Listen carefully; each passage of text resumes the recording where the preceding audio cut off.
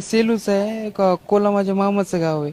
तर आमचे लहानपणापासून मंदिरात येणे जाणे असतात, पण गेल्या 5-6 वर्षात मी सेवा करतो, कारण की त्यांच्या आशीर्वादाने मला शनिवारीच नोकरी पण लागलेली आहे. तर मी त्यांची सेवा करत असतो. पण सेवा करत असताना काय झालं की अचानक म्हणजे भूकंप आल्यासारखं ते एकदम हे कळालं आणि मी थोडंसं मागं सरकलो. तर तितक्या टायमिंग मध्ये ते सगळे दगड पडले आणि मी होशमध्ये होतो, मी सगळं बघितलं पूर्ण. मग त्याच्यानंतर ते माझा पाय फोल्ड झालेला होता हे, आणि मला डोक्यात सगळे काय लागलं की रक्त, तर लोक काढताना दिसू लागले आणि एक शिळा इथं अशी टटली माझ्याला आणि एक डोक्यावर होती. तर ती बल्लीमुळे ती जर निसटली असती तर माझ्या अशी डोक्यावर चालली असती पूर्ण.